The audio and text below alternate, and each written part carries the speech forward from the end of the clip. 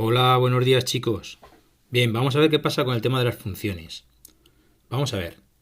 Vamos a comenzar con un poquito de teoría y después iremos viendo ejercicios prácticos. A ver, la definición que nos dice aquí, antes de comenzar con funciones, nos dice la definición de correspondencias.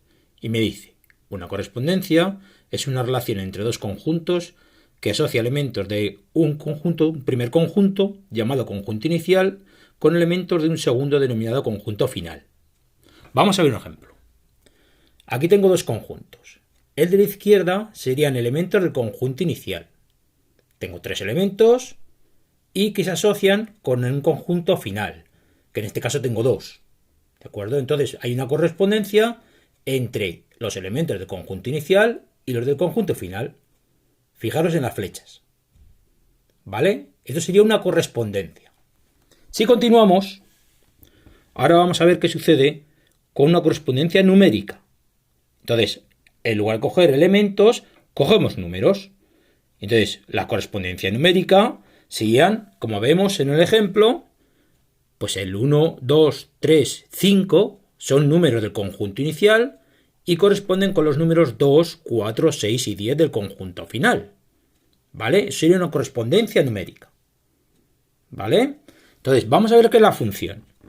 El tema de la función me dice que es una correspondencia numérica en que a cada elemento del conjunto inicial le corresponde o se le asigna un único elemento denominado imagen del conjunto final.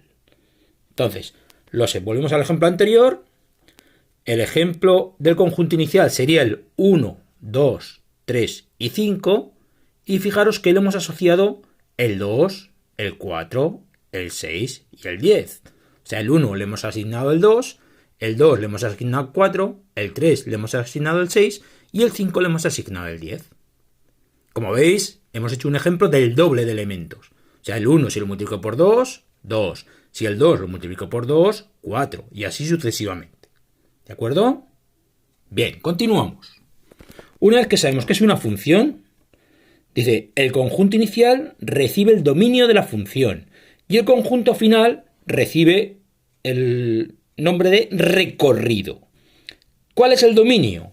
En el ejemplo anterior, el dominio serían todos los elementos del conjunto inicial. 1, 2, 3 y 5. Y el recorrido serían el 2, el 4, el 6 y el 10. ¿De acuerdo? Bien, continuamos.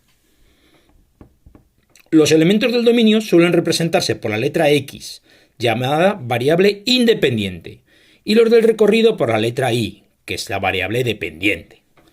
Vamos a ver, en el ejemplo anterior, fijaros bien, el dominio X serían los números 1, 2, 3 y 5, y el recorrido Y, 2, 4, 6 y 10. A ver, ¿por qué se llaman variable independiente a la X? Porque son números que yo voy cogiendo al azar. Yo he cogido el 2, el 3, el 1, el 3, el 5. Y yo puedo coger cualquier número. Cualquier número que tenga solución.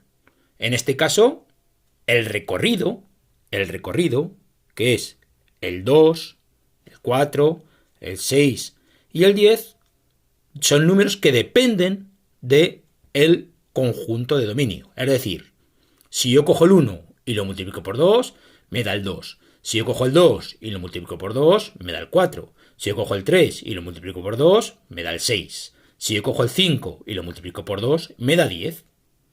¿Entendido? Entonces, el dominio es el conjunto de elementos del conjunto inicial, que es variable independiente. Se llama variable independiente porque puedo coger un número cualquiera. Y el recorrido son variable dependiente porque depende del número que yo tenga anterior.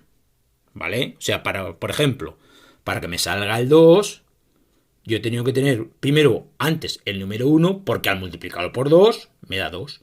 Si yo, por ejemplo, tengo el 5 y lo multiplico por 2, me da el 10. Entonces, el recorrido son números de variable dependiente. Los independientes son los que yo cojo en el conjunto del dominio. ¿De acuerdo? Muy bien.